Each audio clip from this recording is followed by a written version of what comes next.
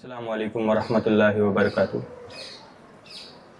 अज़ीज़ तरीन साथियों, ये हमारे लिए नहायत ही खुशी का मौका है कि हमारे दरमियान हमारे मोहतरम मेहमान मुकर्रम जनाब जी अलीसियोस साहब हमारे दरमियान तशरीफ़ फरमा हैं। इंशाअल्लाह हम इनसे मुस्तफ़ीद होंगे। प्रोफेसर जी अलीसियोस is a very distinguished scholar, widely recognized for his groundbreaking reach on Indian nationalism, caste politics, subaltern studies.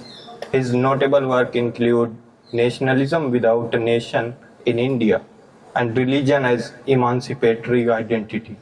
Alongside these seminal works, he has collected a lot of seminal articles. He has published a lot of in seminal journals.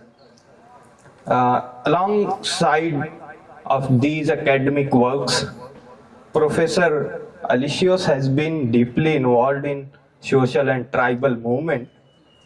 Professor has expended nearly a decade in Jharkhand and advocating for the rights of marginalized people and working on grassroots development and human rights. I request to Professor G. Aloysius to kindly deliver his lecture. Professor G. Aloysius.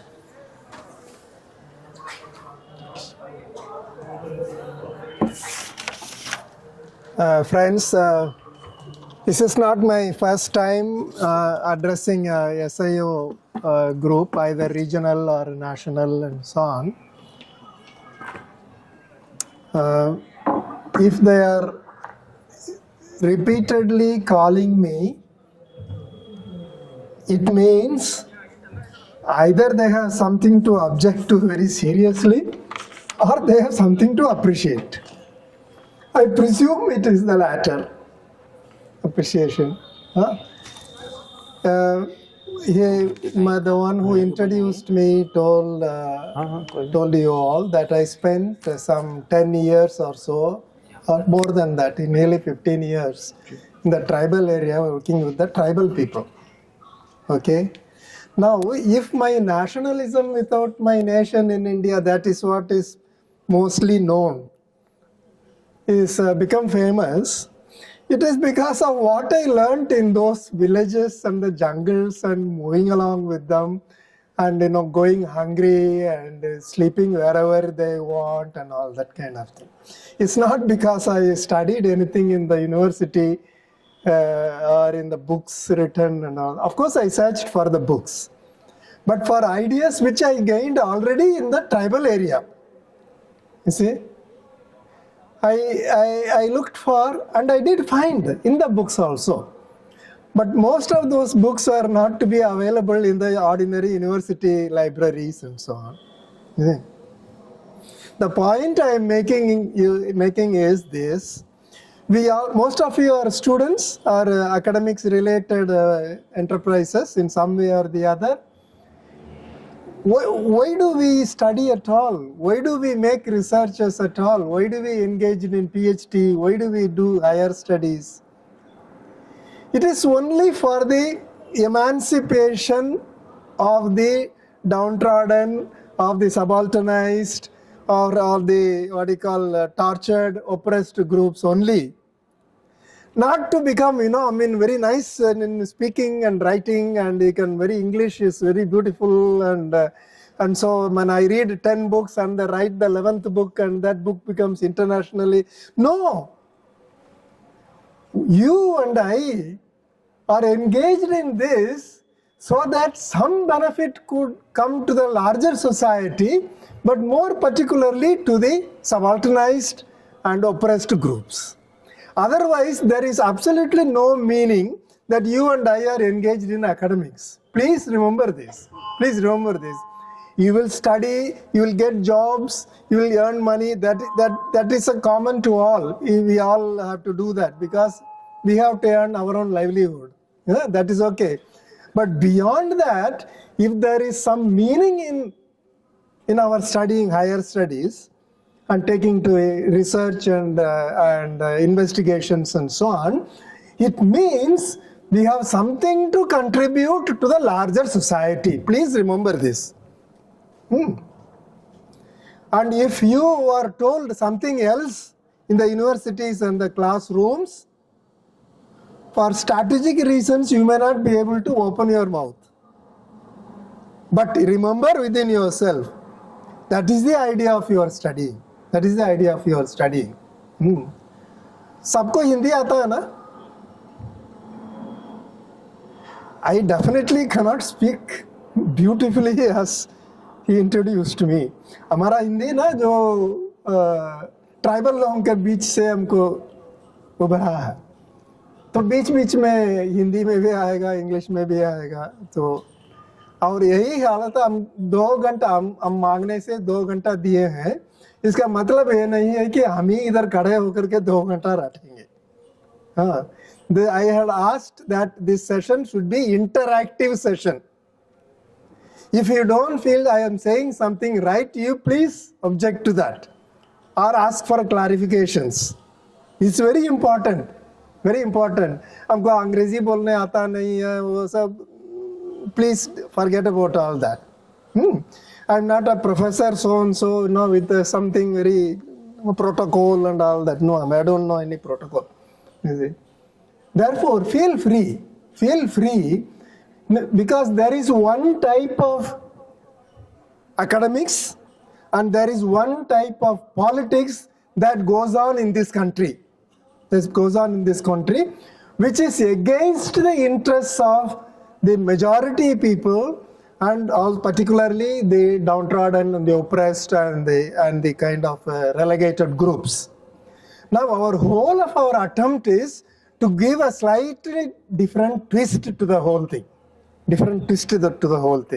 And in that I request you to participate in this whole process, and please contribute to kind of enlarge the idea with which we are engaged in academics and studies, and also try to change the society towards a little more humane society.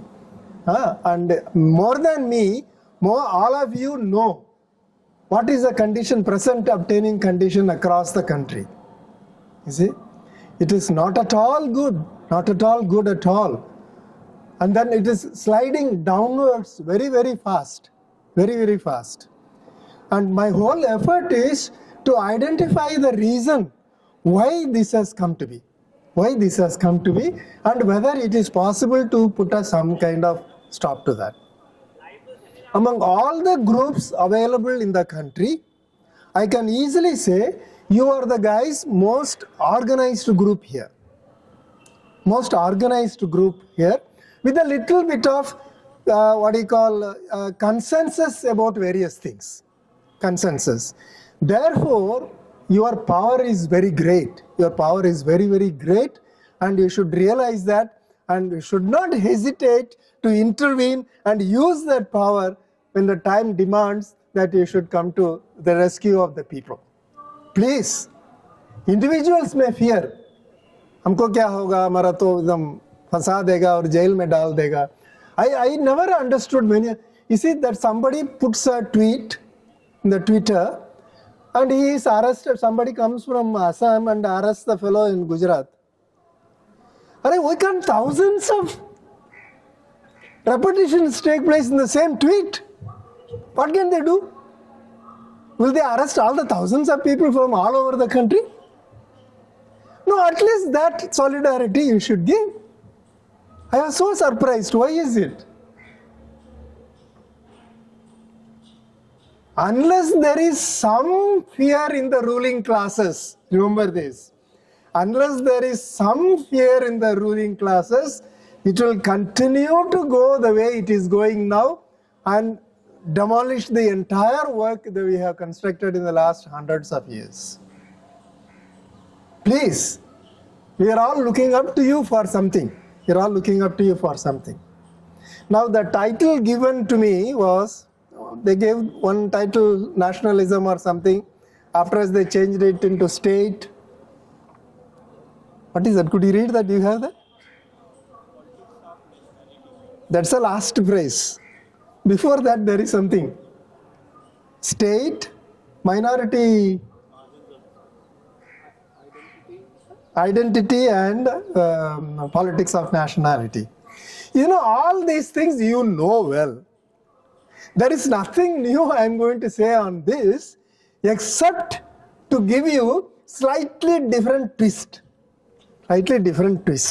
So that what you have been thinking so long, what you have been worrying about so long, is becomes somewhat useful to the larger society. That's all. You see?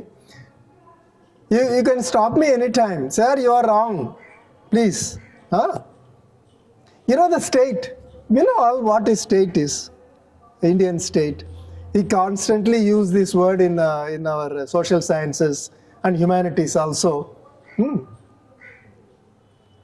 The basic problem in all our studies in the social sciences and humanities is whether we are properly and inclusively entering the modern world or not. Entering the modern world or not, keeping our religious traditions, religious values, etc., etc. Or does it demand that give up all this and come to be becoming modern means Western? Can't we find our own modernity, our own kind of thing without having to sacrifice this? In this context, the state was thought, first of all, there must be social change. Whether we like it or not, social change continuously take place. And whenever we find convenient, we do change. But certain changes we don't want to make. Certain changes we just hold on to it and all that. You see? For example, in the Europe and so on, before French Revolution, there was caste system there. Please remember this. There was caste system was not peculiar to India. There was caste system there. Christianity, the main religion, dominant religion, supported this caste system. They had Varnashrama Dharma. See, this Varnashrama Dharma, one above the other above the ladder like organization, was supposed to be based on the ladder, the hierarchy the Christians found in the heaven. Sitting at the top, God. Sitting below them, all the saints, Sant log. Below them, what you call angels, I don't know what you call in Hindi, angels. And below that, some good people. And below that, some people are trying to get purified so that they can go up. Now, their idea was that the earth also, not only the heaven, this earth also, society should be constructed only this way. Hierarchy. Most of you know Hindi. What is the meaning of awqat? अपना औकात समझो भाई, अपना औकात याद रखो. Now you have heard it often, na? People talking, people shouting at each other, scolding each other. Suddenly the fellow will remember, you keep your place. Keep your ordained place, which has been ordained, and ordained through birth. Don't go beyond that. You may be anything you want, but you remember that. Birth is very important. I really don't understand why people celebrate birthdays. I tell you honestly speaking. It's an accident here. And we never wanted, and then our parents might have wanted. Sometimes they may not have wanted.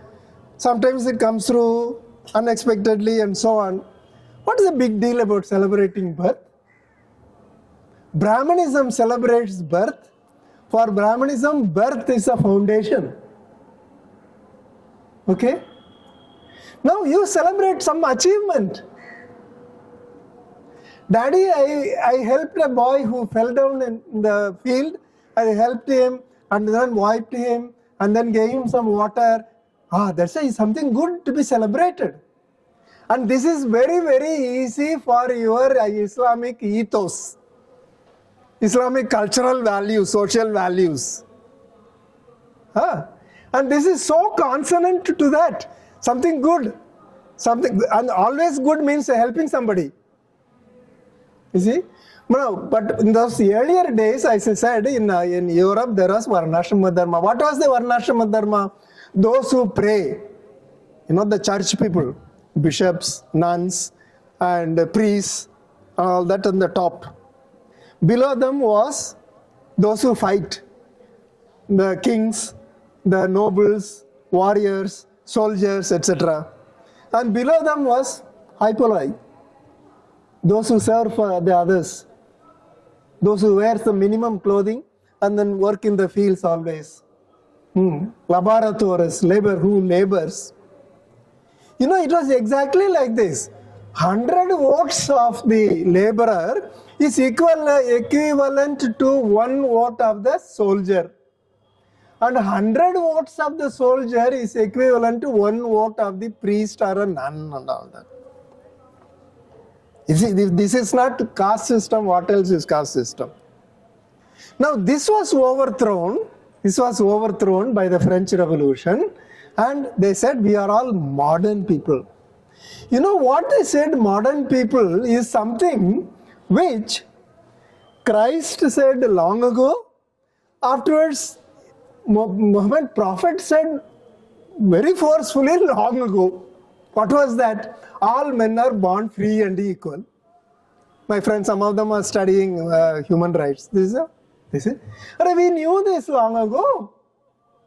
But in the growth of civilization, the hefty build fellow becomes a king. They have some things like that. The fellow's hand will reach the knee and he will have huge ears. Physical characteristic. And somebody very weak, this fellow fit to be ordered about and then go and work and all that. But they had something called enlightenment, which was simply a revival of what the Christianity in the early times and Islam in the little later times, and before all that the Buddha in his times found out that all human beings are equal and free. So the man looks so small, that doesn't mean he will not become the governor, he will not become the king, because he is entitled to the same rights and same privileges as the hefty fellow, as the tall fellow, as the fat fellow. Physical characteristics do not determine the worth and value of any human being. You see? It came in the name of enlightenment and French Revolution later, and they abolished all this Varnashrama Dharma. They made only one chamber, everybody came in, and then they said, they all became Frenchmen. You see that even that least fellow who is working in the fields and so on, he became, I'm a Frenchman. I'm a German. I'm an Englishman. So the change, please remember this, the change that took place then was change to modernity, equality, equal opportunity, and so on and so forth. Okay? Now after this, they set up a state. I'm trying to explain the state. After this huge and massive social transformation, in order to suit such a new society, they established a state in which there will be democracy. All of them, not only the king, all of them are entitled to.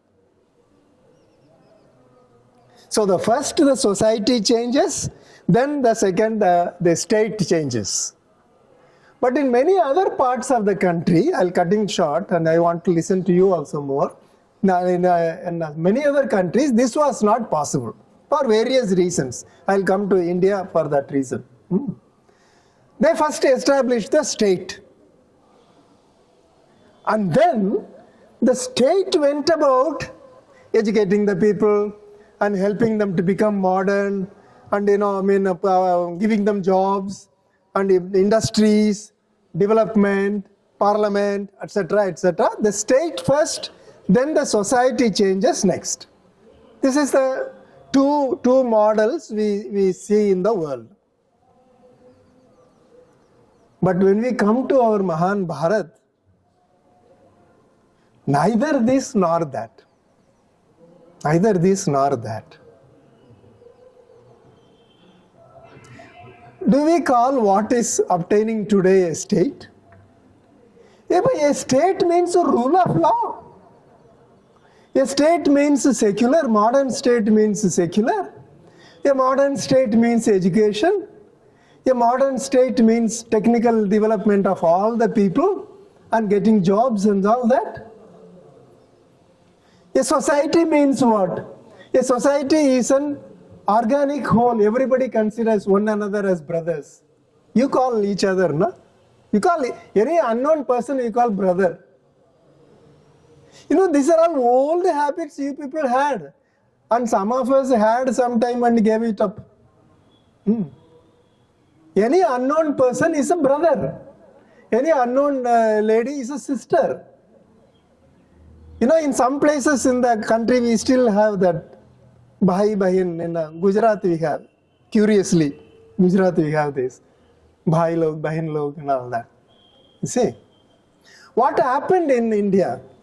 I am trying to explain why we are in such a mess today. Please remember this. पुराना कहानी बता रहा है, वो बात नहीं है, आज का कहानी बता रहा हूँ. How it came about. You remember from 1757, what it take place? You know the fight of Clive against somebody in UP. You see, he got defeated, and from then onwards he started buying land in order to rule by the East India Company. By the East India Company. Yeah, it's a company like so many companies we have. They have nothing to do with ruling the country. They are out to make benefit and profit for their shareholders.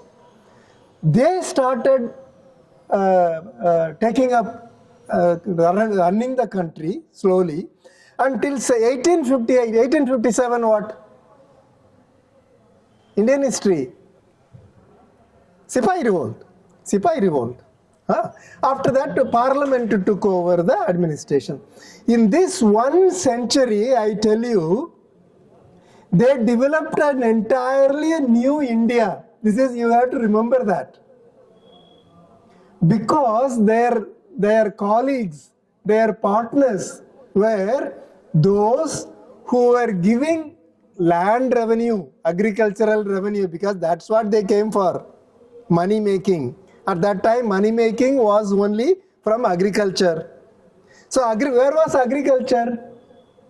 Gangetic Valley, Narmada Tapti Valley, and Krishna Godavari Valley, down below Kaveri and Vaigai Valley.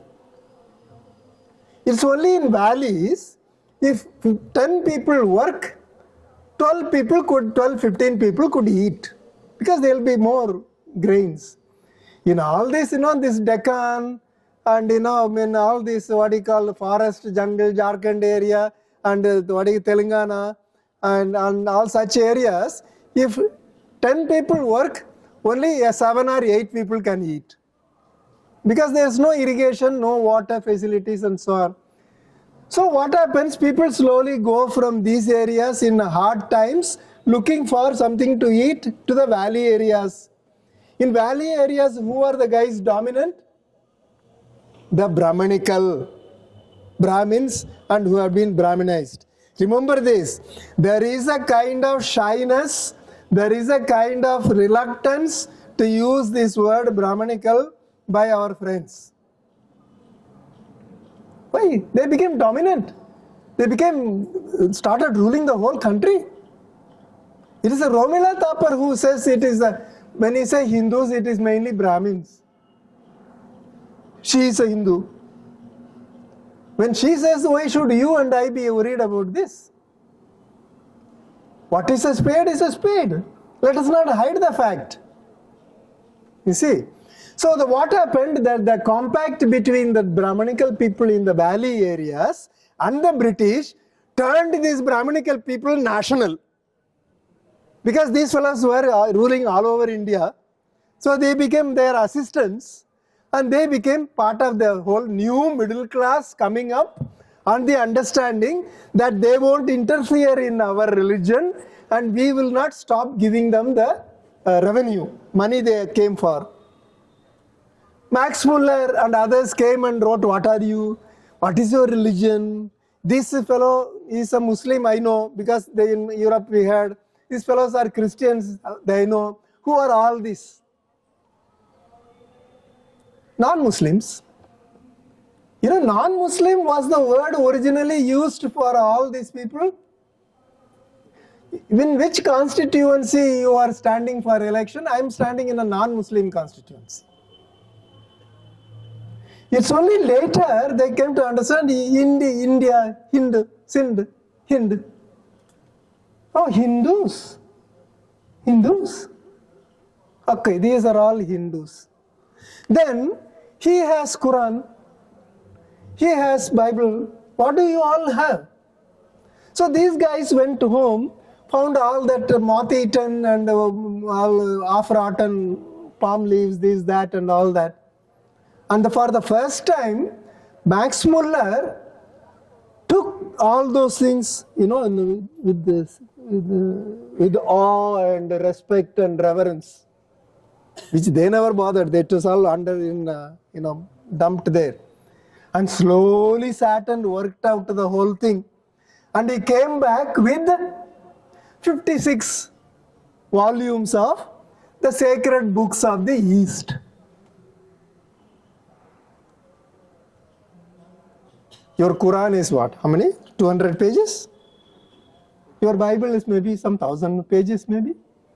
Here we see our, the 56 volumes. Could be 56 inches also. No? Everything is there. Past, present, future, everything is here.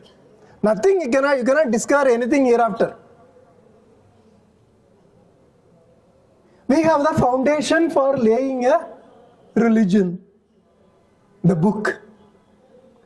Yes, sir, otherwise Kitabiya, you are a Kitabiya, I am a Kitabiya, I used to be a Kitabiya. There is no, we have a Kitab here, 100 Kitabs we have. No, he is a mullah, he is a priest. What is for these people? Brahmins. You know this, nobody at that time accepted this. No, we don't have anything to do with these guys. Our marriages take place in a way, our death is burial and all that takes place in a different way in different places and so on. But now it comes that we have to go to him, a Brahmin, for all these things. But this is a new thing, I will not accept. I will not accept all this. No. If you are neither a Muslim nor a Christian, you are a Hindu.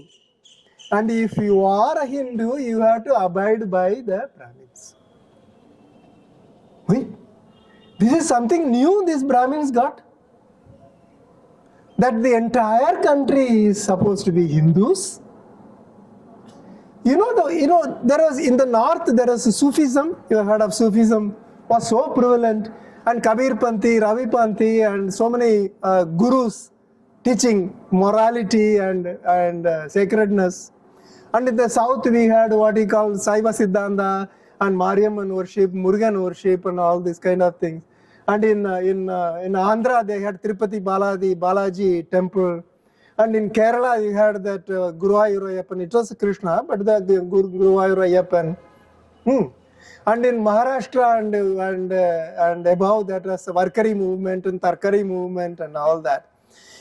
All these things had some moral complex in them. They may not be very high or may not be very developed, but these are all different religions of the country. But all of them were deleted with a single administrative diktat and they all became Hindus.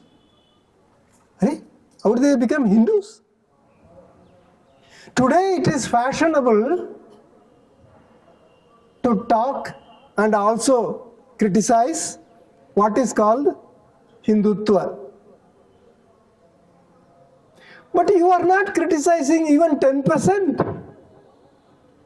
You are not, remember, you are not even criticizing 10%. Because what is this Hinduism? Is it a religion? No, I have been going to this temple. I have been going to another temple. We have been following certain rules of fasting, certain ways of doing things and all that. But where on earth does this Hindu thing come from? Has it anything at all to do with religion? All these religions put together, those who are not Christian, those who are not Muslim, are all residual understanding of religion. और भाई no other name you can give.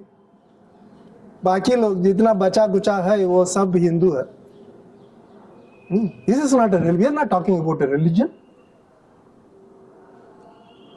And then someone else comes and says that all the guys living in Hindustan are religion, are Hindus. Whether he goes to temple, whether he goes to mosque, whether he goes to church, whether he doesn't go anywhere, it's all. And then Mr. Gandhi comes and says, if you call yourself a Hindu, sir, I am not calling myself a Hindu. But who asked you? I am making a proposition. If you call yourself a Hindu, you have to call yourself a Hindu because you are neither a Muslim nor a Christian. You have to abide by Vedas and Vedas. Vedam. No differentiation, discrimination. That is caste. It is caste. Abide by Vedas and conduct yourself against the Vedas. A new religion is being constructed with the absolute dominance of the Brahmins in the middle. Now the society became something, the whole India is supposed to be Hindu, and they are all abide by these Brahminical values, and they have the Vedas and what you call caste system to follow and all that. And this is the same from Kashmir to Kanyakumari. Everybody is same. There is no differentiation between anywhere. All the languages are dialects of only of Hindi. All the languages are dialects of Hindi, and all kingdoms are part of Hindustan. So this is a new, this kind of India we never come across. We have been living for thousands of years here. We developed this famous Tamil language. We developed also this Bhojpuriya language. We developed also Avadi, Maithili, other languages and all that. You know how long it takes to develop for a particular language? Thousands of years. Thousands of years. If one corner of Bhojpur in UP, he speaks something, the other corner in Bihar, the Bhojpuriya, will understand that. How does this take place? A society emerges on the basis of language. These are all thousands of years of development. And today you ask the guys, Bhojpuriya guys, I'm sure there might be some here. They say, no sir, my language is Hindi, sir.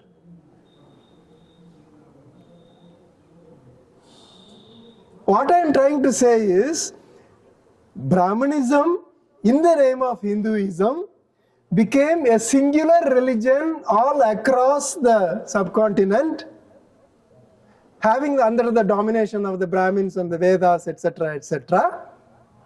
Hindustan became a Hindu land, a land of Hindus, land of birth, celebrating birthdays.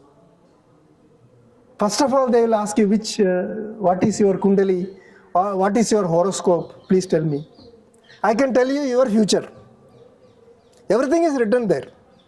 Therefore, there is no possibility of progress, there is no possibility of change, nothing is possible. You will only grow up what you are found already. That's a very carefully write the stars and the confluence of these and all that kind of thing. This is India. We never had this in the south, in the north also, we never had this. Now this started working on the state. You think that modernity will come through such a state? No.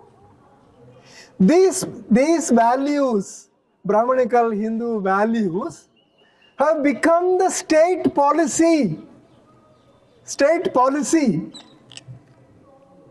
Please, you don't have to hesitate at all in asserting your Islamic values, which are freedom, which are companionship, which are sharing. No, and then the people are afraid that you guys, if you go back to your original sources and you find that your inspiration is the beautiful sharing fraternal life you want to bring about, that becomes a danger. That is against the ethos of this country, where everybody is given their whole. You have to keep to that. You see? So neither through state nor through society, our state is initiating modernity. You see? India became second stage of where the nationalism began. They started using this. Hindu means who? One who hates Muslim. Right? Because all values, cultural and historical values, are built on this, what is called Hindu. Hindu means those who came from outside, Aryan, North Indians and Brahmanical and human, male, not female, all this. And now certainly not Dalits, excluding all these things and all that. Therefore, Indian, you heard that word Indian, no? More often than not, you will find ancient India. Ancient India is, we are very proud of our India, ancient India. Aren't you proud of, you see all the, what you call, YouTube shorts and all that, no? Are you proud of India? Yes, sir, I am very proud of India. Then why are you here? You go to India. Constantly through politics suggest this is something very great, something, if the actual situation in this country, it's really intolerable. Some of you sitting here somehow managing to get out of that. Half the country still goes and defecates in the open. Isn't true or not? Why is it nobody speaks and talk about it, criticizes India for this and all that? India, Bharat Mahan, India. No, when this happens, what do? You turn back into yourself and then say, no, let us have our own identity. Separate identity. हमको तो ये Hindustan India में कुछ लेन then नहीं है, कुछ है ही नहीं है. I am not included at all. I am a class of second class citizen. I am a Muslim. How come India became a religious country, man? Is it religious? All the time the guys are looking at the camera when you go to inside the temple also. What is this religion? You see, Indians, including the Muslims and Christians and all other people, are as good religious or as bad religious as all other peoples of this world. There is nothing very special about us. But suddenly, after this 1 century of the British rule, India became religious. East is spiritual, West is material. Right? For everything, religious way of looking at it. It's all given by God. You cannot change. Now, if some of you people go in support of this group, help them build Hinduism, helping them to build Hinduism, then what happens? Your identity, you are a Muslim identity. How to preserve this identity? Hey, without sugar? Yes. How to preserve this identity? We are separate. Who is not separate, let me ask you, in this country? I for 1 or 2 years taught social exclusion in EFLU Hyderabad. Then I realized every group claims to be excluded. There is not a single group who said, I am included, I am happy. No, everybody is excluded. Who excludes you? Who excludes you? Why you are feel excluded? The principle is that enormously consolidated Brahmanical values under the aegis of the East India Company became the core value infusing the entire subcontinent. All other values, all other counter values, all other differential values were all suppressed. And all these people today claim identity, claim separate identity. Identity is a modern word, it's not a postmodern word for some of those youngsters who are doing studies.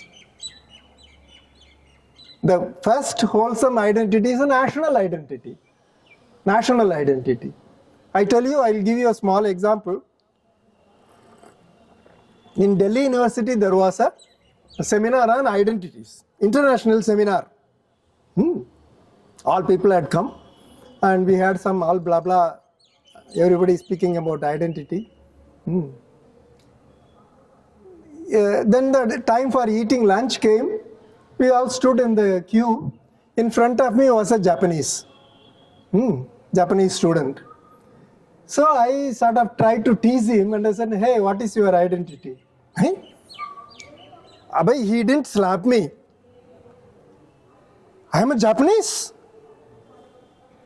So I said, okay, you are a Japanese and you have come here to see how we wallow in small identities, struggling with one another. Then he became very defensive. No, sir. Then what else is that?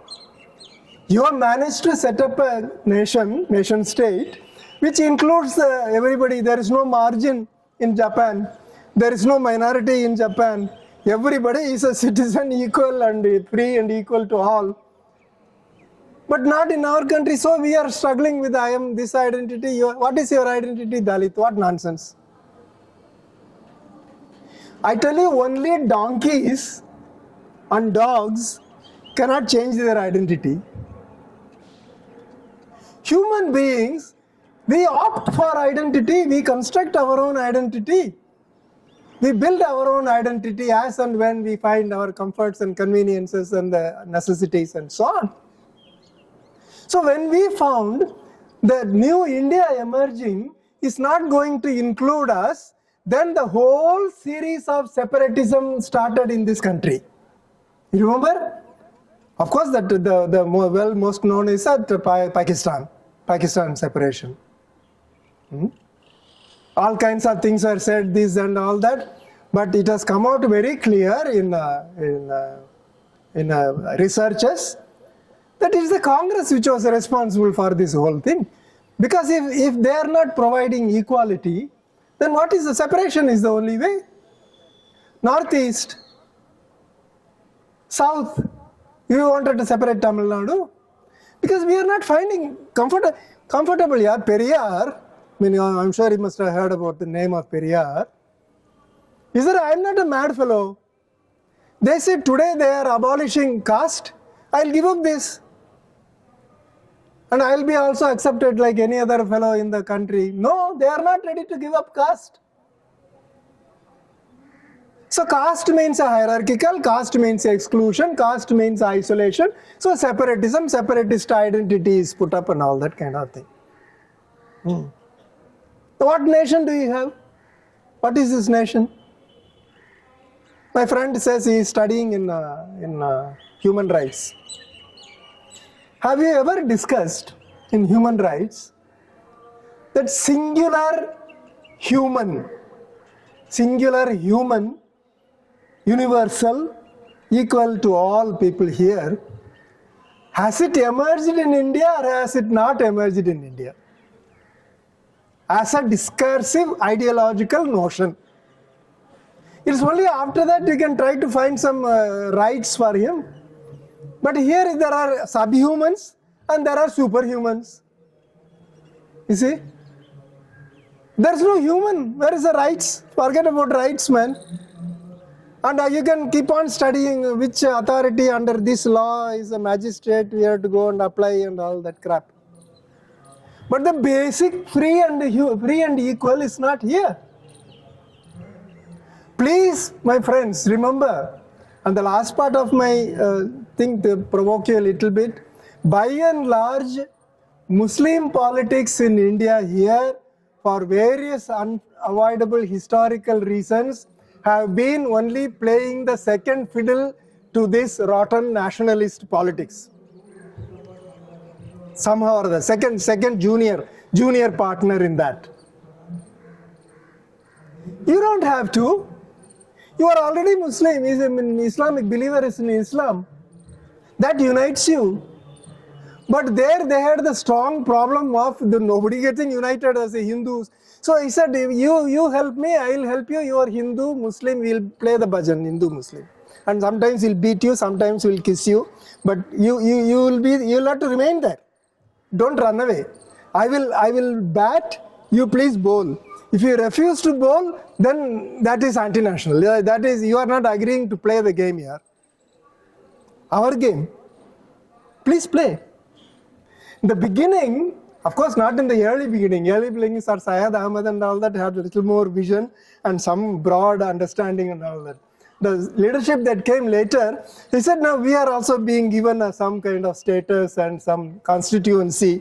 You have a Hindu constituency, I have a Muslim constituency. This is dangerous. And Mr. Gandhi says that, Muhammad Ali, Shaukat Ali brothers, when I am not around, please don't talk to the Harijans. As I don't want to talk to Muslims if you are not nearby. So the understanding is, we build this, Hindus, we build this, Muslims. I tell you this national, so-called national, India doesn't deserve to be national. India is an imperial legacy of the British, na? It's an imperialism. It was a subcontinent. Entire subcontinent was part of the. Suddenly somebody got power and then said, no, this is India and it has to be one. So let us have nationalism and let us say strengthen our nationalism. You are anti-national, I am uncle national. All this nonsense. Huh? What is a nationalism? Every culture should have its own power. Culture should be transformed into power and constitute the state. But here the situations don't exist. A number of people, group of people inside, they try to tell you that is we. Manipur had set up a legislative assembly even before you could get your independence. Remember this. And 1947, what is the year? Year of? Now come on, you know. It is not a year of independence. You know that? India never became independent. Do you remember this?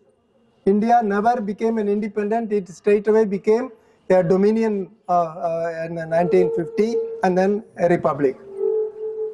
1947, they offered to give independence to India. But our guys were not ready. They had to get the army ready.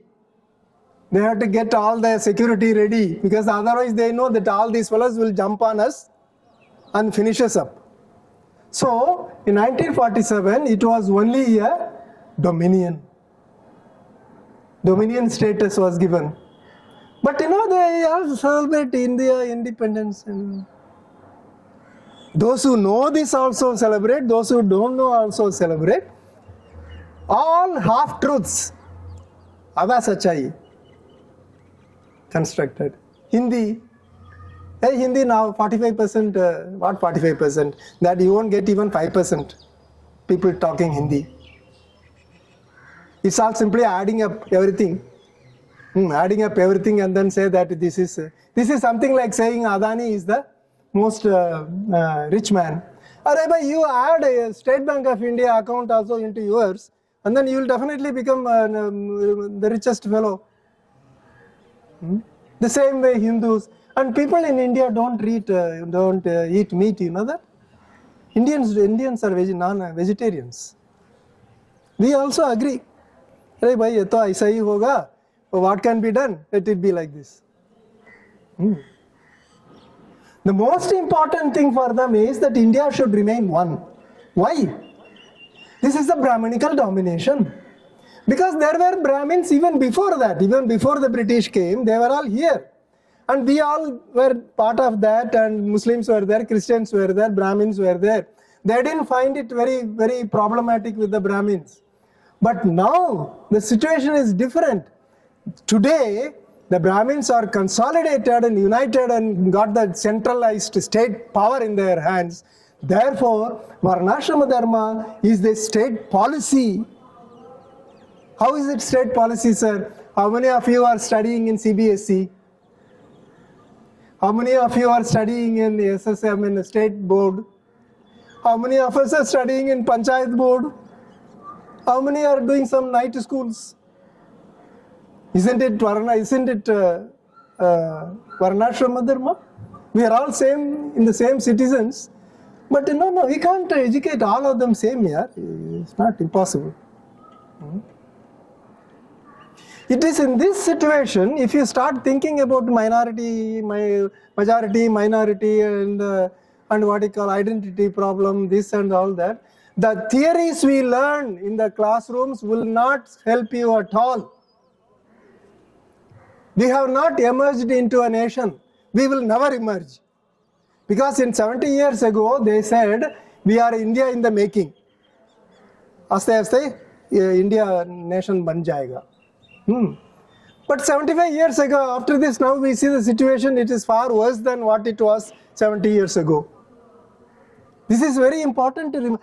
And then why I am insisting on this is, there should be consistent, continuous and comprehensive critique of this nationalism by all sections of the people, including Muslims, women, Dalits and minorities, etc., etc.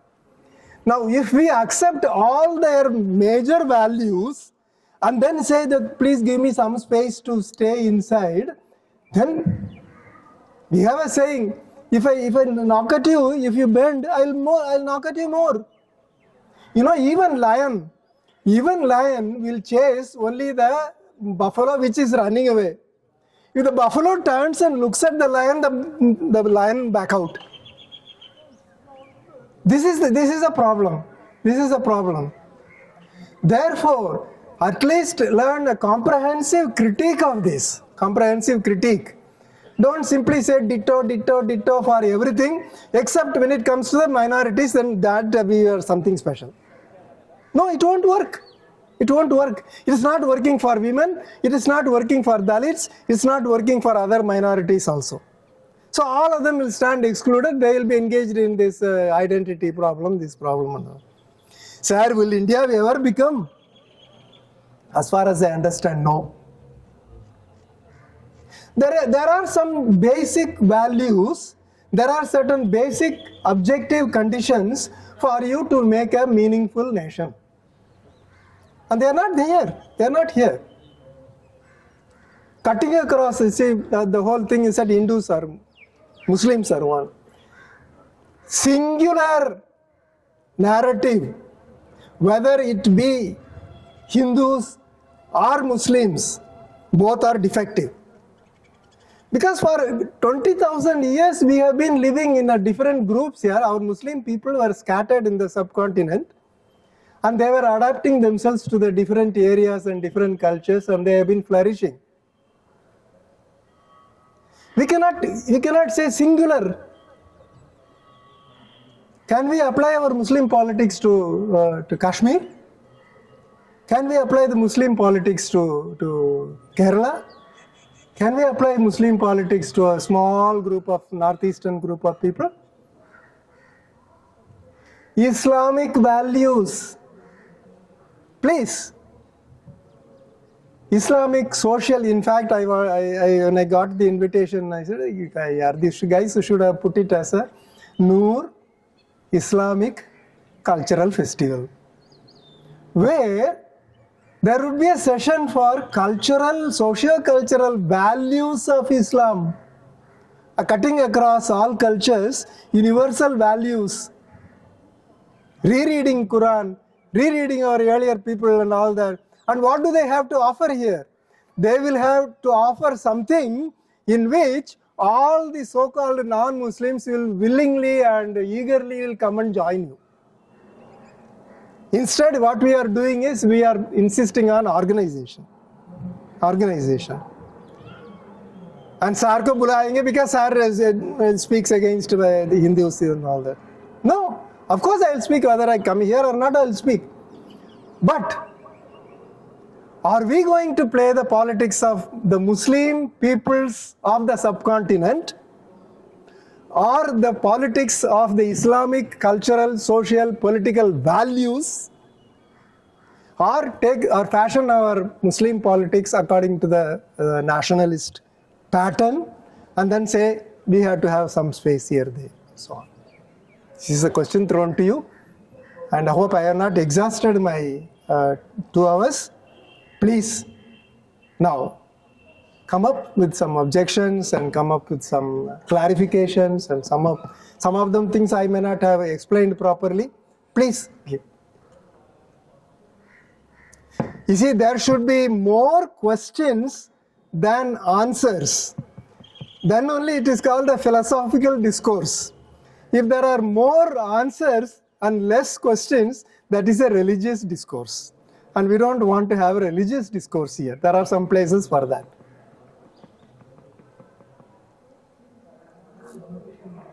Don't hesitate. You have a number of problems, I know. And you talk about this quietly when you are talking on below the stage. Come up. Please raise your hand.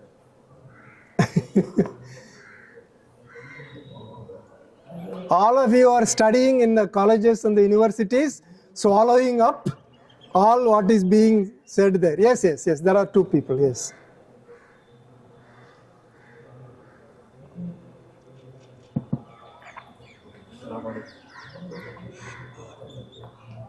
Yeah, I have a question there. Yes, sir, please. You have said that 1947 is not an year of independence, it's an year of dominance. Not dominance, dominion. Yeah, dominion. Dominion, yes. Could you please explain it once again? Because I didn't get it. Because 1947 is a year of independence, right? There was independence. So you see, that's all the question? Okay. You see, at that time, 1930s and early 40s and so on, our gentlemen, the leaders, were not very confident of running an independent state. Because they know what they have imposed on the subcontinent is something weird, fantastic, never unheard of, and this mass of people have the legitimate authority to go and finish us all up, because we are sitting on loot. That they understood that. Therefore, the proposition was, we don't want full independence, but we want a dominion status. There is a status called dominion status, in which you have autonomy, you will have, but you will have the protection of the British Army. You know, at that 1930s Roundtable Conference, and Gandhi also went on the second conference or third conference, and there Gandhi didn't have much to do. Well, Ambedkar had a lot of appointments here, there, and all that. Now, some in the School of London School of Economics students called him, please come and talk to us. So they have come, and the students asked him, sir, are you really wanting to sever all connection with the British Empire? Then Mr. Gandhi said no. So what, for example, you want to maintain after you get your autonomy? He said, for example, the British Army. We need a British Army as a standby. We have both together, that means the British and the Congress, we have developed many interests in the country which need protection from the people. Therefore, we don't ask for independence, we ask for only dominion status. So the British they decided to hand over the India to these people, so it was a dominion status only. Canada also at that time was, and then there was one or two other countries also were in the dominion status. Yes, there was another person. Yeah. I have two questions. Yeah. I think the second one is very basic one, but I still have confusion on that. First one is that you said that we have to enter in modernity with inclusivity, maintaining our religious values. What is the way to do so? And second question is this: that how to identify there is a identical crisis? How to identify there is an identity crisis? It's a. You see that the first question is a little elaborate. I'll say about it a little later. The second question was how to identify. Are we having a crisis or not? Critical crisis or not?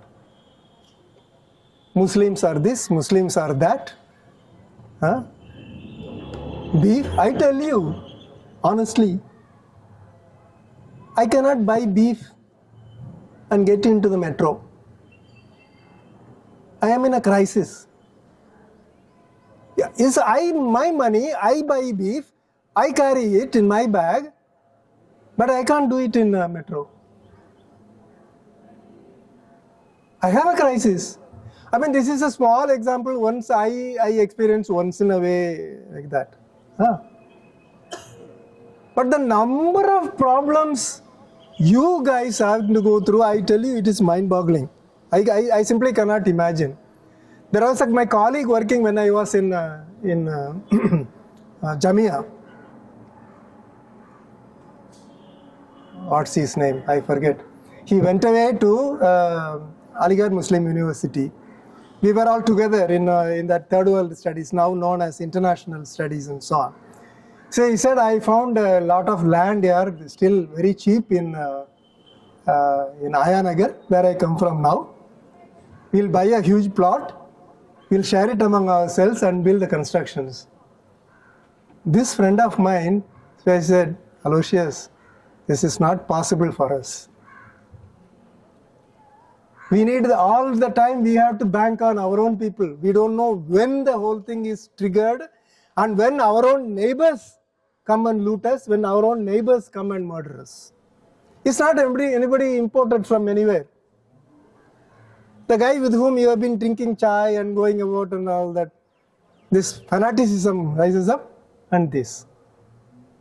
No,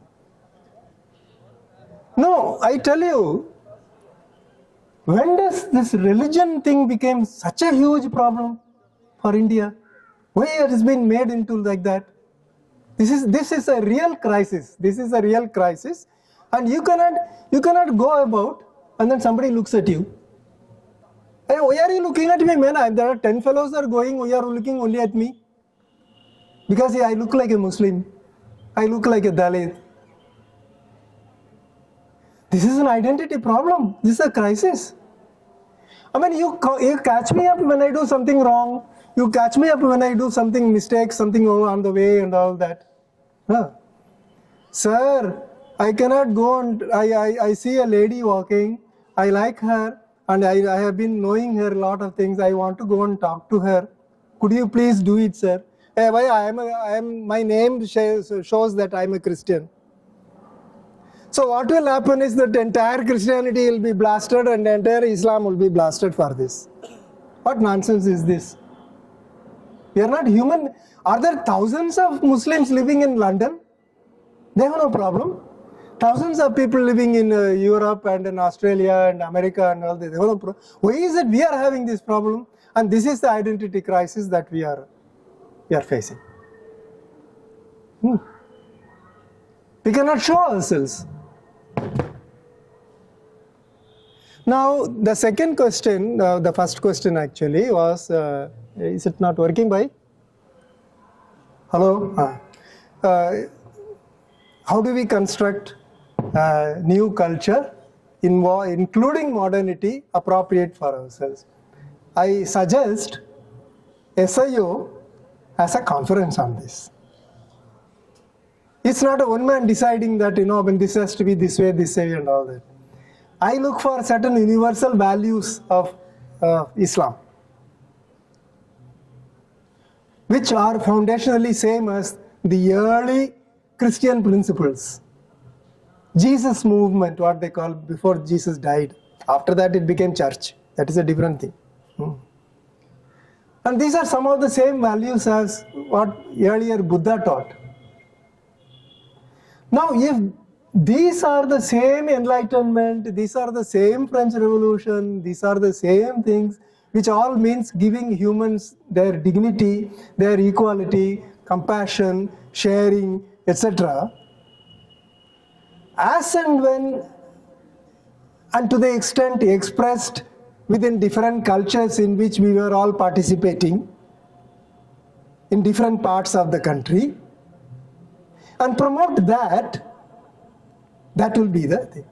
You see, modernity is not we have to take to something, some Vesh-bhush and all that different and all that. No.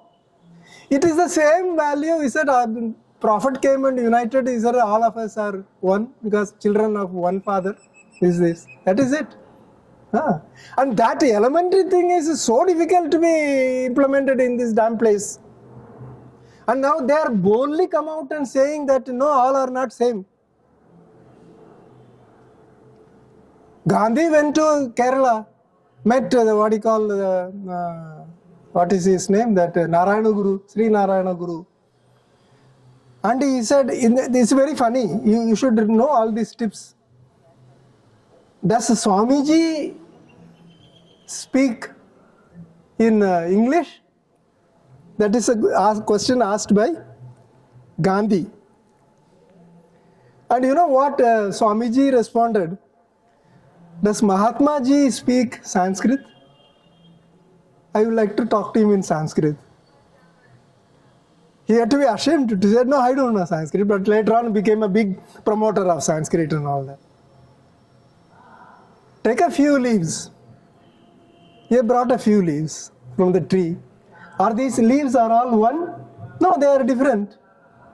Then Swamiji said, you chew one, how is it taste? You chew another, how is it taste? All are same. Men may look different, women may look different, but they are all human beings. That's the basic idea. You see?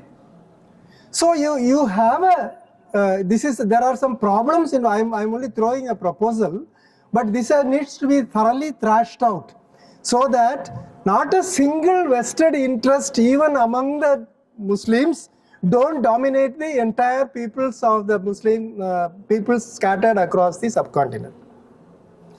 And the basic value is concerned, we are all united, not only among the Indian Muslims, but also non-Muslims and also Christians and also Buddhists and so on, but also with the Muslims and Christians outside for human rights, for various kind of progressive values. Now, how do we appropriate that and how do we imbibe that and push it in? So you should accept, like all other communities, our community is also likely to develop vested interests. We are subject to the same laws of human social relations. So therefore, that needs to be culled out, and SIO is one of the appropriate forum to do that. Anybody else? Professor, there was one statement from your speech. Yeah. That major academics in politics goes against the majority. In our system, there is a game to make a majority where politics, state, machinery, media supports to form a majority. So I think can you correct me of my understanding that what goes against the majority is the socio-economical development and the social harmony. That goes against the majority. That majority wants that as a developed nation and the way of life they want. Certainly, you are right that most people are demanding social development, social development and harmony. But why should I allow you that? It is always to keep you under temper, in a kind of always, the paravarapu, even all the time. Today the rules are changed. Tomorrow there will be another rules will be changed. Right? Yeah, what is this? Some peaceful, social peacefulness. Now, why should all people study? For example, simple question. Why should all people study? Within their logic, it is very clear all people need not study. This is a very interesting thing. From earlier times, India has become a democracy. Earlier kings used to have with the sword and all that, fight. Now it is pen pushing, clerical rule. And what do? They write. They pass legislations.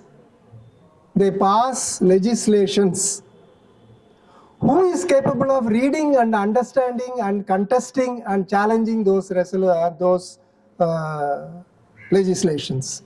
Are Indian people capable of that? Today are the people, half the people cannot read and write. Though every 10 years they keep on increasing little bit the number of literacy.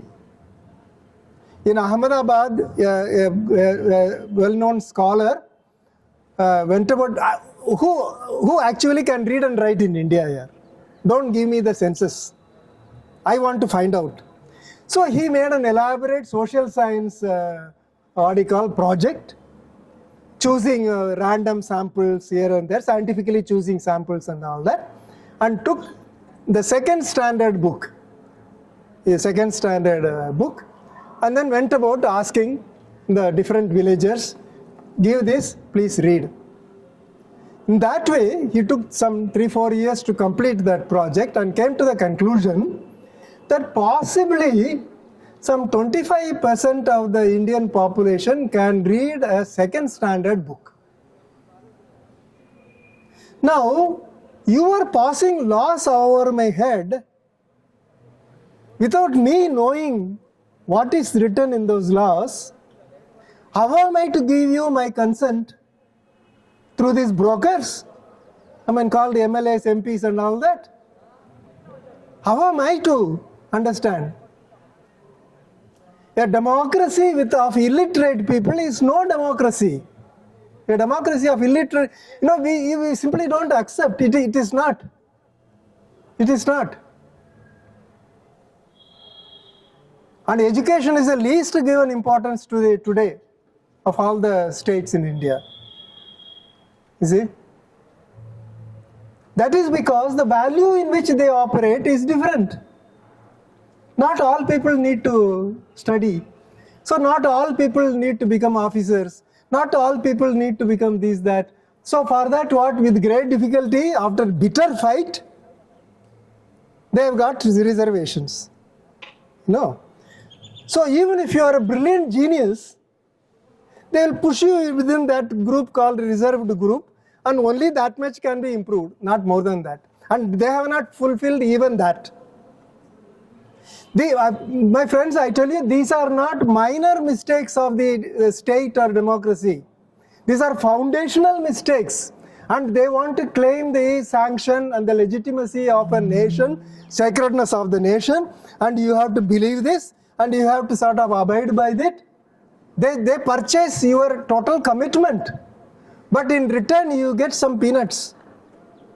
This is what my critique of the minority politics, my critique of gender politics, my critique of Dalit politics, etc., etc. Foundational problems are not solved here, yaar.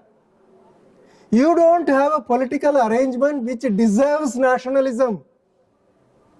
This setup cannot be national. I am talking as an academician now, trying to get into activism, so I don't bother about this. That is why a number of nationalist groups sprang up. You think I want to drag it and then take it to somewhere else? No. The problem is you want to maintain this, give an inclusive development for all people. I tell you this with the reservations, whether Muslims should have a separate reservation. You have 20 years of uniform and universal education, then you cancel all these reservations, nobody will bother. But no, that will be very costly for you. That's why giving this pittance here, there, and then make people hang on to them is your duty. It is culture. It is culture. Can you understand what is called Indian culture? Is there anything like that? What is Indian culture? Corruption, no? Corruption is universal, everybody practices. And we can take for granted. हम लोग भाई हम लोग का अपना है यार, अच्छा ठीक है उसके साथ कुछ पैसा वैसा दो, अपना काम बन जाता. Another is casteism. What is your caste? You have to conduct yourself according to caste. If you are a Muslim, you have to behave like a Muslim. What their understanding of Muslim that is. You see? Then you are not a Muslim. These cultural values, can we construct an all-inclusive Indian culture? What happens to the 20 centuries we have been living with people, different kinds of people, different kinds of enterprises, struggle, all that is gone. Now you have decided something, so you people have to have something like this.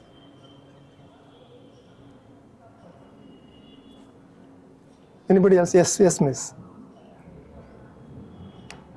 Hi, sir. Yeah. Sir, often we confuse the state as closely connected with the idea of nation. So when we question nation, the state is naturally challenged.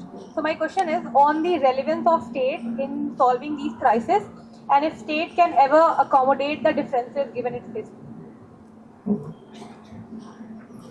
You see, there are two things. One is that there are formal structures of the state.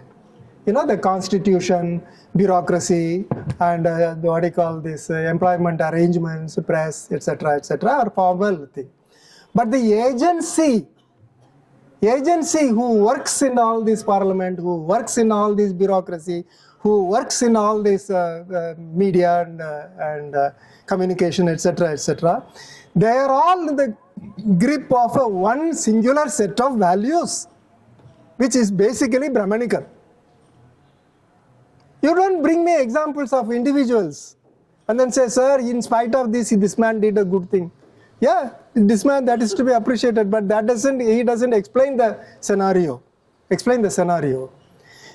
is a middle class that in the 17th, 18th century got consolidated across the subcontinent, empowered and enabled through its association with the British, to which these people handed over power and went.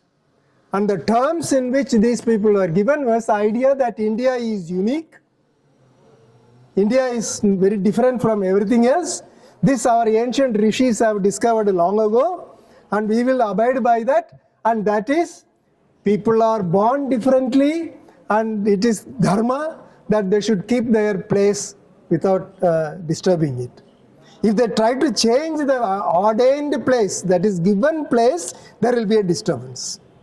And what is this? Nothing but, now of course the fancy term is Sanatana Dharma, but it's nothing but Varnashama Dharma or caste. Caste, they say, oh, British brought.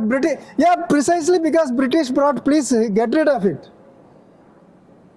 Because British brought, get rid of it. No, they can't. So what? What is the problem? You see, that is why that value system, now our middle class is nurtured on the value system. For example, I mean, they say a lot of things, but yeah, university professor in India, who is MLA, MPhil, and with some struggle here, passed PhD, and 1 or 2 years keeps wandering here and there and all that, finally gets a place in some college. How much is starting salary? 85,000 rupees. In 10 years time, he starts getting 2.5 lakh rupees per month. What is this nonsense? Doesn't it look obscene? Yeah, but here the guys, I tell you, not the guys who are working here and then digging and all that. Go through the Jamia roads. Ask all the shopkeepers, right, how much you are earning per month. And honestly, they will tell, sir, for 1 lakh of rupees, my sale is, sir, my margin will be maybe some 20,000-30,000 rupees, sir. So how much are you spending your time, energy and then tension here for that? And not a single professor will say, sir, this is nonsense, I will take only 50,000 rupees. At the end of our tenure, when we retire, 1 lakh is more than enough. We are all part of it. No, we are unable to do this. All our hands are soiled in the blood of this country. Some critical self-evaluation, and we list a lot of problems with this Hinduism, etc., etc. The same thing we are following and reproducing in a minor way, in a subservient way, because our people are not so many and our demands are not so much, a little bit. There has been conferences of, the constitutional protection for the minority institutions. It's okay. But what happens to the majority institutions here? All of them become Hindu. And they will say it is culture, it is what you call Sanskriti, etc., etc. We will celebrate Saraswati Puja, Ganapati Puja and all that kind of thing. That is how our public space is constituted. And we said, हमको क्या समस्या है रे, हम तो जाएंगे, आके पढ़ेंगे, चले जाएंगे. No? See, our basic terms in which we started involving in politics is more or less along the lines of the nationalist movement, which I so strongly condemn. So some of those evils spill over here also. And that is the terms in which we are also asking. Therefore, the entire culture has become like this. The state-nation difference is not valid at all. It is the nation which is running. For example, this what you call the systemic world, the state, the constitution, etc., etc., are all subsumed by a superior national, ancient, Sanatan times values. They all to operate only within that. And that you and I have a problem. That has to be articulated. And I expect this from the SIO. Sadiq, my friend, has to do that. I mean, so many times he spent time, but he has to do that. Anybody else? Good afternoon, sir. What I understood is that the nationalism in India is a construct of colonialism. And my question is, and the independence movement is basically taking it forward, that nationalism, that constructed, incomplete nationalism. My question is, were the Muslim leadership of that independence movement, or the non-Brahmanical leadership, if you may, the male Hindu Brahmanical leadership, other than that, were they not aware of the consequences which they are going to face during the nation building process, or were they not aware of the fact that nation without nationalism, as the title of your book says, is simply not possible? Were they not aware of that? No, that's a complex question that I can only highlight certain aspects to that. In that 1 century, which I passingly mentioned, but this is important to remember, India became religious. India became religious in that 1 century of East India Company rule, which means don't question anything. Even today, so much provocation from all directions and all levels, there's no response, there's no reaction, there is no resistance. That is one.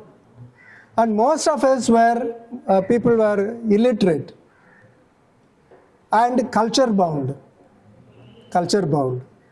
This all India business. What is a nation for Mallu?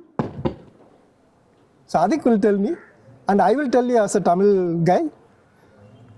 Our Nadu, our country is this. That's all. What all things happen in those places, what do we know? They have nothing to do with us. It's only that, see, India is a notional entity, ideological entity, it's not an actual entity. And this is capable of conceiving and discursively engaging with that was possible only for the English educated and much less by the Hindi educated people. Others it could not be possible at all. But in spite of all that, all what I am saying was articulated with much more vigor and for a longer period and more insistently by Periyar. Exactly the same thing. That is why I didn't write another book after Nationalism with Nation, and I am taken to the translation of this great man. If I translate and put it forward, people will at least understand. You cannot run the, see, even a few days ago, Kapil Sibal said, how can you run the education of Kerala sitting in Delhi? Or for that matter, education of Kashmir? Are people there, yaar, why don't you trust them? No, it is the Brahmin bureaucrats sitting in Delhi will determine. They will determine what? Technological development. They know the Gangetic plains and all that, and then ONGC rigger, huge rigs brought and all that. Our intelligent bureaucrats take that ONGC rig to the Himalayan this of Uttarakhand and starts rigging, and what happens? Entire Joshimath is collapsing. The town Joshimath is collapsing. Why that place will not take, because I have studied technology only this. I have studied technology 8-line traffic. So I will lay an 8-line traffic in Kerala. Will anything be left after that in Kerala? Well, you do it in Madhya Pradesh or in UP. And we were with the tribal people. You know what they are supplying through fertilizer, what do you call? Food corporation. Wheat, oil and sugar. There's 3 things which our tribals don't eat. And so what happens, and the entire thing goes to the local ration dealer, and that is distributed in the black market and all that. Then we went and challenged it. We said, "Oh, आप लोगों के लिए अलग बनाएंगे क्या food corporation? Hindustan में तो ऐसा है, और किसी का अच्छा लगेगा, किसी का बुरा लगेगा, वो सब पुट अप करके जाना है भाई." अरे यार, what so easy? It's the majority people who say that. And we have in the YouTube maps, this is vegetarian, this is, I mean, east is vegetarian, non-vegetarian, and the west is vegetarian. What nonsense! Has any of them have understood any idea of India it is? What kind of India is this? The Delhi people, do they understand India?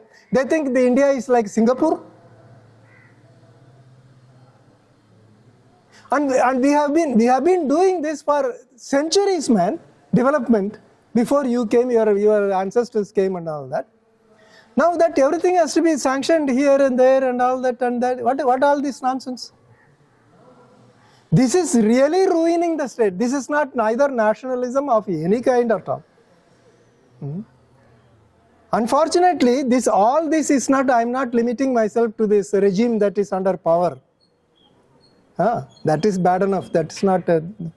But the entire spectrum of political thing, which take for granted the singular India, singular India. Absolutely no respect for the differentiated people of the different regions and different cultures and so on and so forth. That is why it doesn't deserve at all. Doesn't deserve at all. I don't know whether I responded to you. This is, I can discuss a little more. Yes. Good afternoon, sir. My question is, as you mentioned, I believe that accidental identity is possible. But when we come to the point that if we have to recognize all other identities in the country, and when it comes, the problem lies that they believe that identifying all the communities in India and making one nation, and it is for them is saving the territorial integrity of India. But when we are debating that how are we going to recognize all those identities in India, and how are we making up this discussion by not becoming an anti-national or unconventional one? Yeah, you can't. You can't discuss here. This is so obvious. My point is that you should grasp you have grasped what is the common denominator of all peoples and all communities. What are the common denominators? They all have to earn their livelihood, that they have to fill their stomach, that they have to find their job, and they have to find the comfortable way of living. Isn't it? Aren't they? Now base yourself on that, yaar. You are this, you are that, you are yet other. What is this your problem now? This has never been a problem for many of our communities. This has never been a problem. Well, if everyone eats what one wants, then people don't eat what they don't want. This simple as that. But they are selling curd. You know that curd packet, milk curd packet in Tamil Nadu. They said it should be written in Hindi. What is that? There are so many things like this. You know, this cultural kind of insinuations, cultural kind of, and the whole Hindi-Urdu debate. Hindi-Urdu. Urdu is not the language of Muslims. Urdu is the language of some groups of Muslims in some areas. Hindi is not the language of other rest of the Indians. Hindi is the language of not even Hindi. Hindi is anybody's mother tongue? It's not. But okay, Hindi is understandable by some groups of people. But why are you imposing it on us? One India will come only when you have a uniformity. Everybody does the same thing. No, these are modern times. That is not the. Everybody is fulfilled is what is required. Everybody is fulfilled, everybody is satisfied. Then he said, I will be proud of saying I'm an Indian. I'm an Indian. And the people I said, you are from India. Oh, ancient country, what nonsense. Nothing is ancient here. Where is this ancientness? All the temples and stupid things came only after the collapse of the Buddha's teachings, 5th, 6th year. But everything is so ancient, we cannot imagine this. India has no ancient history. India is a creation of 1757 onwards. So you have only modern Indian history only. Ancient India, how was it? In the north, it was part of Afghanistan and further Kashmir beyond that, and the Silk Route, etc., etc. In the south, it was all linked with on the eastern side with Java, Sumatra, Indonesia, where our guys went for this, and then the other side, the Arabic Sea and all that. These are not studied in ancient India. You are from today, you see India. So you pass it some 5,000 years ago, there was India, and then imagine all kinds of things. That criticality in all these studies, and that criticality driving to be critical in the contemporary politics also, is something which I want you to pick up very seriously. Adjust your life according to circumstances, that is inevitable. That I don't blame anybody for getting a job and all that kind of thing. But then in the heart of hearts, you should realize that the truth lies elsewhere, and we should not sell our souls to that. You see? Anybody else, please?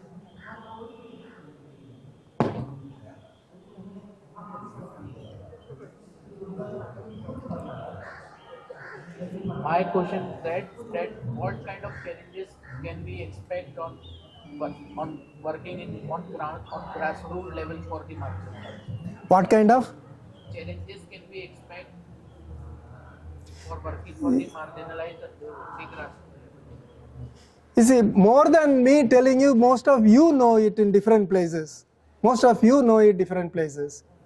Ordinary school education costs you so much today. Some 30, 40 years ago, we were all free educations, high school. And there's the strength of the high school I am standing in front of you today. But today, to get an ordinary high school education, how much money you have to spend and search for schools, normal schools? There is nothing called normal schools here. Whether it is a Muslim school, or it's a Christian school, whether it's a CBSE, and then government school. We don't want to go to the government school. You see, these are basic challenges, na? Basic challenges. And then what language I should, in my time, people were not learning in Tamil Nadu, Tamil and English. Some people thought they are more nationalist, so they learnt English and Hindi. And that guy speaks at home Urdu. He's a Muslim boy. So finally he goes to Oxford University Press. Oxford University came, in Oxford, and they asked him, do you know Tamil? No, sir.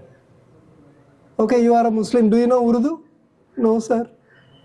So what do you know? English and Hindi. So you think you can make some capital out of this Hindi and English?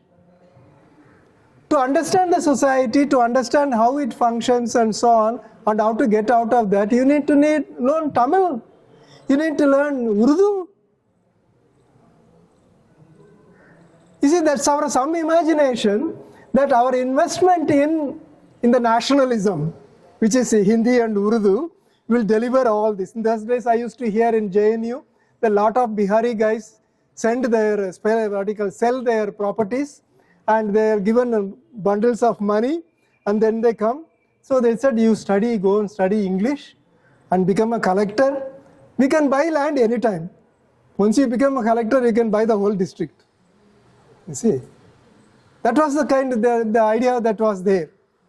But not anymore. Now, if you want to understand the society and solve the problem, the CBSE, our boys will learn with some luck, not all, some luck, will learn to speak at the tip of the tongue, English. Okay? What else? Nothing else. You challenge him on one question, he can't answer you, because he has not studied either in Urdu or in the local language. How do you face the emotional situations? All his language is in the mind, some concepts throw something and all that. That is not at all for the growth of our children. You have something abstracted thing called Indian, and they are given some training in English. And so what do you know? You don't know how to deal with people, emotional crisis? Nothing. You see? Now these people are speaking so much about Hindi, why can't they remove English from CBSE schools? And also from central universities. We are a central university, we will not teach English here because we want to abolish English and bring Hindi. Our boys, their boys have to learn. The whole policy is not, modernity is not good for all. Modernity is good for some people, and for others, if they can गाय चराते रहने से अच्छा है यार, so क्या है? And many of the small parties also speak that nowadays. Everything is disrupted. We have nothing at all. We don't know how to put in. There is not a single area or a sphere of life which is not in crisis. And all these different crises in different areas are all have like a nodal, what you call spine, or linked to a basic thing. We got it all wrong from the beginning. So we cannot rectify this. We cannot give some more rights to Muslims, some reservations for some Muslims and some things here and nothing is going to come. Some review of this whole thing is required, and this review is the precondition to all what you may want to or struggle to achieve in life future. And I know I'm addressing a SIO, Islamic organization. Who's that? Any more questions?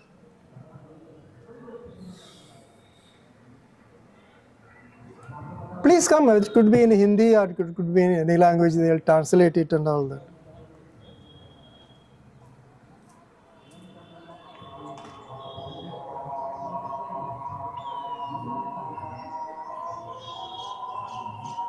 What is an important problem that is sort of bothering you and all that? No, that is a.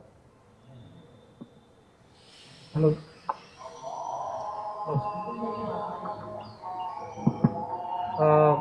Forgetfulness is an essential factor of. What is it? Forgetfulness. Uh-huh. It's an essential factor of nation building. I mean, of a nation, creation of nation, by Ernest Renan. So how? See, there is a continuous remembrance by Muslim communities, like remembering Barbary, remembering this violence. So there is another factor. There is another remembrance coming counter, the nationalist remembrance, like Babar demolished from 1992. The Babar demolished. So how is this forgetfulness and remembrance, contestation of these two remembrance, build another sort of, because forgetfulness brings unity. I mean, brings to a Unitarian thought of nationalism, but to nationalism, to remembrance from the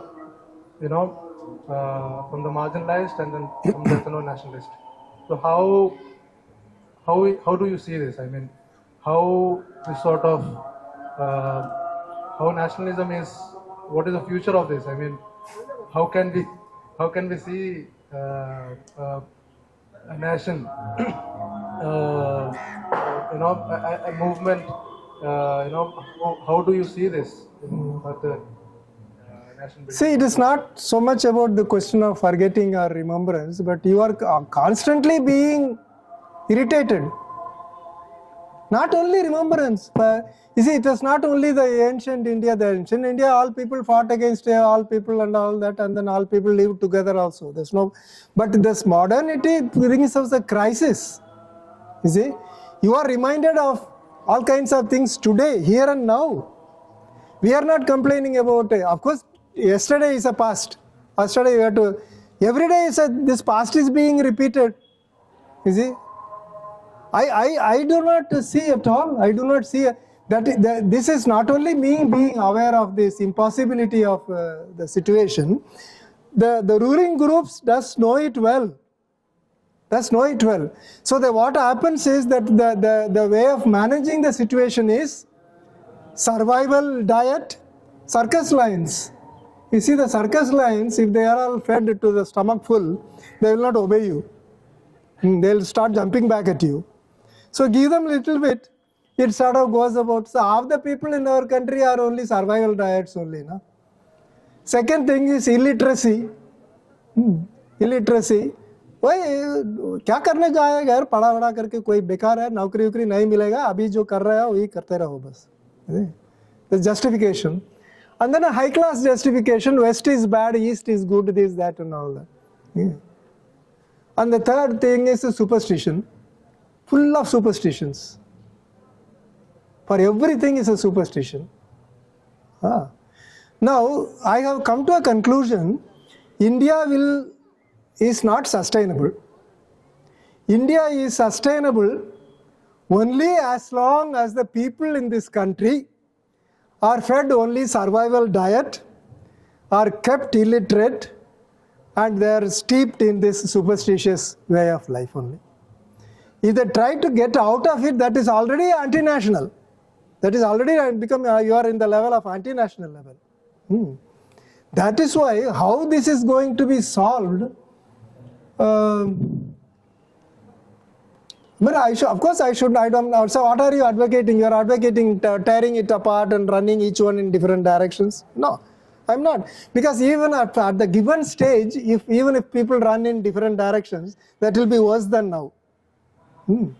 Therefore, putting aside this political and a kind of state-oriented strategic thinking and all that, engage with the cultural society that was growing in the different regions before the coming of the British here. Take up the threads from there and proceed and retain all your criticism to this pan-Indian, singular Indian constructions. This is some way of negotiating between the two for the time being. As we proceed in that, there may be some light on the way. That is all I will be able to say. Not a quick fix. India somehow should be maintained is not my position. Nothing is sacrosanct and nothing needs to be maintained as the most important. The most important thing is people should live happily and in satisfaction. And for that, whatever be the arrangement is required, we should be able to rearrange that. No.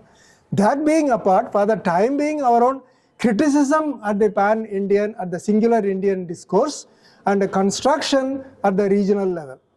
And how to bring it into detail, that is a thing to be here to see in detail.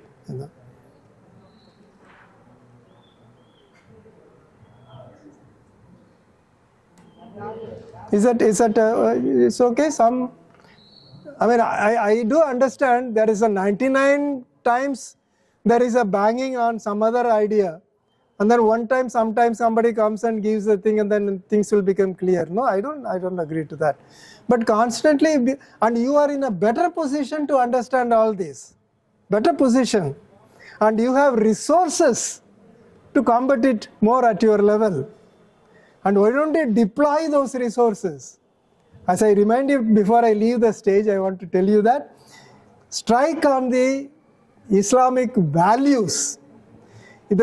Before coming here, last month I had a meeting also on Buddhism conference, Buddhist conference, international Buddhist conference. I was the only non-Buddhist. Okay. He said, no, sir, I studied some Buddhist text and all that I studied. So my emphasis there is, where are your Buddhist values here? You don't say Buddha was like this on those times and all that is okay. That's all clear. But today, here and now, I want to mobilize people, I want to liberate people, I want to kind of be good to the people. On what basis can you, me and everybody else can collaborate? On Buddhist values. The same as Christian values, same as the Islamic values and so on. Let's go back to that, and then what are the things to be highlighted? Let us not highlight the thing that I am Muslim, you are not Muslim. Now many of the things that have become part of what you call that our ancient, for example, Buddhist thing, don't kill, don't commit murder, don't steal. And all those things have become part of what you call CRPC, CPC and all that. We don't need religion to tell you all that. But higher companionship, fraternity, etc., only religious inspirations can provide, and that is what religion means. That's what religion should mean, and things like that. Thank you so much. I appreciate your constant calling me, and I would honestly say, try to review the foundational Islamic cultural values and give us that, propagate that. That should come as an onslaught. You see, now people are becoming more and more emboldened to say, yeah, caste system is good. Caste is good. So what can you? Some years ago they were a bit afraid of that, but now not anymore. You see, he is a casteist, he is a Dalitist, you are a minority, you are a this, you are that and all that. If you are like a spokes in a cycle wheel like this, I can be in the center controlling all of you, giving you a little bit and so on. So reimagination would be very necessary. Thank you very much for the organization. Thank you.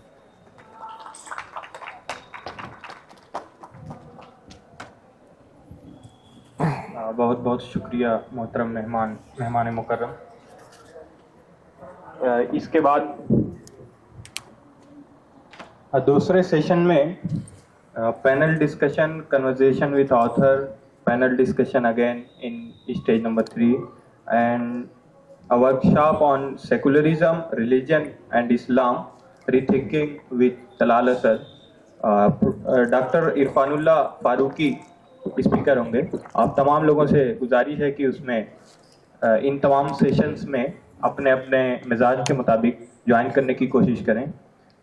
इसके अलावा मैं एक बार फिर आप तमाम लोगों का बड़े दिल से ममनून व मशकूर हूँ कि आप तमाम लोगों ने इस सेशन को ज्वाइन किया, और मोहतरम मेहमान मुकर्रम का स्पेशल शुक्रिया कि उन्होंने हमें अपना कीमती वक्त दिया और इतनी शानदार गुफ्तगू और बहुत सारे थाट प्रोवोकिंग आइडियाज़ के लिए हम मोहतरम मेहमान मुकर्रम के बहुत ही ममनून व मशकूर हैं, और हम उम्मीद करते हैं कि इंशाअल्लाह आइंदा भी हमें वक्त देते रहेंगे। शुक्रिया। अस्सलाम वालेकुम।